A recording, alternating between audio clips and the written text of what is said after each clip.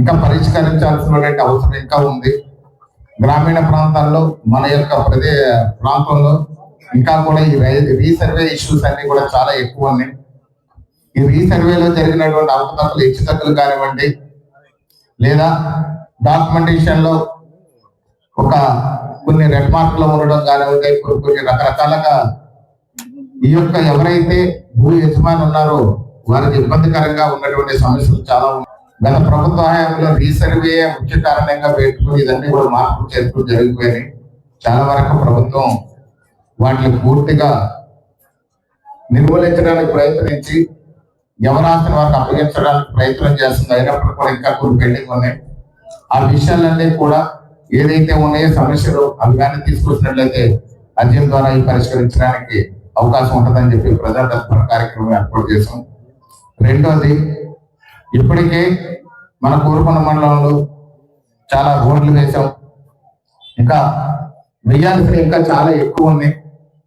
ఇప్పుడు కొత్తగా కూడా నిన్న కూడా ప్రతి గ్రామంలో కూడా 10 లక్షల రూపాయల చొప్పున కూడా ఎంపీడీఓ గారు నిన్న శాంక్షన్ ఇచ్చారు. అత్యంత ముఖ్యమైనటువంటి రోడ్లు ఏదైతే ఉన్నాయో అవి కానీ నా దృష్టిని తీసుకొచ్చినట్లయితే అవి కూడా పరిష్కరించి దాంట్లో మీకు ఏదైతే 10 నుంచి 15 లక్షలు కేటాయిస్తున్నామో అందులో అమౌంట్ ని మనం సరి చేసుకుని ముఖ్యమైన రోడ్లు వేసుకుందాం. రాబోయే రోజుల్లో మరిన్ని గ్రాంట్లు వస్తున్నాయి. రేపు మార్చి నెలలో గ్రాంట్లు వస్తున్నాయి. ఆ గ్రాంట్ల ద్వారా కూడా మిగిలిన రోడ్లు వేసుకునే విధంగా ఉంటుంది. ఇప్పుడు అత్యవసరమైన రోడ్లు మనం పూర్తి చేసే పనిలో ఉన్నాం. అది ఏదైనా మీ దృష్టికి వచ్చిన సమస్యలన్నీ కూడా తీసుకొస్తే పరిష్కరిద్దామని చెప్పి తెలియజేస్తున్నాం. అలాగే ముఖ్యమైన సమస్య, మనకి డ్రింకింగ్ వాటర్ అనేది చాలా ప్రధాన సమస్య ఉంది. సత్యసాయి డ్రింకింగ్ వాటర్ అయితే సక్రమంగా అందజేయడానికి అదేంటంటే అతుకులు పొందలాగా అయిపోయింది. ఈ సత్యసాయి వాటర్ పూర్తి స్థాయిలో ప్రక్షాళన చేసే దిశగా మనం ప్రభుత్వం ప్రయత్నం చేస్తుంది. అదే విధంగా మనకు ఒక గ్రిడ్ ద్వారా కూడా మొత్తం నియోజకవర్గానికి, మన సీతానగరం, కోరుకొండ, రాజానగరం నియోజకవర్గానికి, సీతానగరం, కోరుకొండ, రాజానగరం మండలాలకి, మరియు మనకి ఏదైతే పక్కన గోరకవరం, రంగంపేట కూడా కలిపి 5 మండలాలకు కలిసి 860 కోట్ల రూపాయలతో గ్రిడ్ ఏర్పాటు చేసి ఆ గ్రిడ్ ద్వారా తాగునీరుని సరఫరా చేయడం కోసం మనం ఏర్పాట్లు చేసుకున్నాం. కానీ అది ఇంకా ప్రాసెస్ లో ఉంది కాబట్టి ఈ మధ్యలో తాగునీటి సమస్య అనేది రేపు రాబోయే వేసవిని దృష్టిలో పెట్టుకుని ఎక్కడైనా ఏదైనా సమస్య ఉంటే అది తీసుకొస్తే, అంటే చిన్న చిన్న మరమ్మతులు చేయడం, చిన్న పైప్ లైన్లు, అలాగే ఇప్పటికే కొన్ని వాటర్ ట్యాంకులు కూడా నిర్మాణం పూర్తయింది. త్వరలో నేను బొడ్డు వెంకటరామ చౌదరి గారు కూడా దానికి ప్రారంభిస్తాం. అలాగే మరికొన్ని వాటర్ ట్యాంకులు కూడా శాంక్షన్ అయింది. కూటమి నాయకులు అందరూ కలిసి శంకుస్థాపన కూడా చేస్తాం. త్వరలాంటి ఈ మంత్రంలోనే చేస్తాం. అది కాకుండా మరమ్మతులు ఏదైతే ఉందో ఆ మరమ్మతులు చేయడానికి సిద్ధంగా ఉన్నాం. మీ దృష్టికి వచ్చినటువంటి చిన్న చిన్న సమస్యలు ఏదైనా ఉంటే మనకు పరిష్కరించి తాగునీరు కూడా ఇబ్బంది లేకుండా చేద్దాం. అలాగే మరిన్ని విషయాలు, డ్రైనేజెస్ ఏదైతే ఈ యొక్క నేచురల్ పోర్టల్లో కొన్ని ఇబ్బందులు ఉండడం వల్ల డ్రైనేజెస్ వేయడానికి కొంచెం అంతరాయం జరిగింది. యాక్చువల్ గా ఒక్కొక్క ఊరికి 5 లక్షల రూపాయలు డ్రైనేజీలు వేసే విధంగా కూడా చర్యలు తీసుకుని గ్రాంట్ కూడా శాంక్షన్ చేశారు.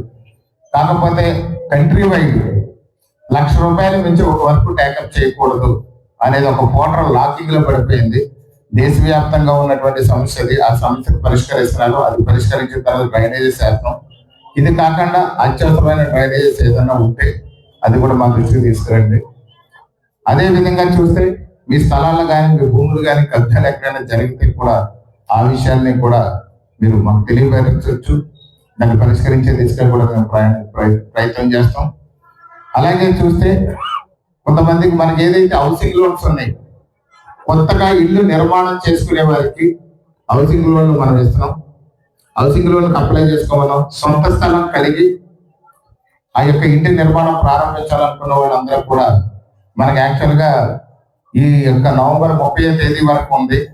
30వ తేదీ వరకు వెయిట్ చేసే కంటే ఇప్పుడు స్లాబ్ స్టేజ్, ఫౌండేషన్ పునాది స్టేజ్ కానీ స్లాబ్ స్టేజ్ కానీ ఉంటే అవి కూడా అప్లై చేయండి. అలాగే ఇల్లు నిర్మాణం చేసుకోవడానికి ఎవరైతే ప్రిపేర్ అవుతున్నారో వాళ్ళు కూడా అప్లై చేస్తే హౌసింగ్ లోన్ ప్రభుత్వం ఇవ్వడానికి సిద్ధంగా ఉందని చెప్పి మీకు తెలియజేస్తున్నాను. ఏదైతే ఉందో మీకు అప్లికేషన్ కానీ ఇచ్చినట్లయితే శాంక్షన్ చేస్తారు. అది స్లాబ్ లెవెల్ అయిపోయింది, బిల్డింగ్ నిర్మాణం అయిపోయింది అనే ఇష్యూస్ కొంతమంది నాయకులు నా దృష్టి తీసుకొచ్చారు. దాన్ని ప్రభుత్వం దృష్టిలో పెట్టి చేద్దాం. ముందు స్లాబ్ లెవెల్ వరకు ఉన్నది కానీ ప్రారంభ దశలో కానీ పునాది లెవెల్లో కానీ ఉంటే మాత్రం దానికి లోన్ ఇవ్వడానికి ప్రభుత్వం సిద్ధంగా ఉంది. ఈ అవకాశాన్ని అందరూ వినియోగించుకొని సంబంధిత అధికారులకి మీరు అప్లికేషన్ కానీ పెట్టుకున్నట్లయితే హౌసింగ్ లోన్ ఇస్తారు. ఇళ్ల పట్టడానికి కొంత సమయం పడుతుంది, దాని ప్రాసెస్ లో ఉంది కాబట్టి ఇళ్ల పట్టాలు త్వరలో అనౌన్స్ చేస్తాం. గత ప్రభుత్వం సెంటున్నర అప్పుడు అనౌన్స్ చేశారు, కానీ ఇప్పుడు మనం 3 సెంట్లు ఇవ్వడానికి సిద్ధంగా ఉన్నాం. ఇళ్ల స్థలాల పెన్షన్ల విషయంలో మాత్రం ప్రభుత్వం వల్లే నిర్ణయం తీసుకోవాల్సి ఉంది. మన స్పౌస్ పెన్షన్ ఏదైతే ఉందో 1 లక్ష పెన్షన్ల వరకు కూడా మన ప్రభుత్వం మొన్న ఆగస్టు 1వ తేదీన ఇవ్వడం జరిగింది. ఇప్పుడు ఎవరైతే వికలాంగులు ఉన్నారో వాళ్ళకి కూడా సదరం మళ్ళీ ఓపెన్ అయింది. సదరం సర్టిఫికేట్స్ కానీ సిద్ధంగా పెట్టుకుంటే ఆ పెన్షన్లు వచ్చేటప్పుడు ఖచ్చితంగా వాళ్ళకు కూడా పెన్షన్లు వచ్చాయని తెలియజేస్తున్నారు. అలాగే ఎవరైతే ఏ గ్రామంలో అయినా ఈ యొక్క శ్రీవాణి ట్రస్ట్ ద్వారా దేవాలయం నిర్మాణం చేయాలి అని అనుకుంటే దాని స్లాబ్స్ ఉన్నాయి.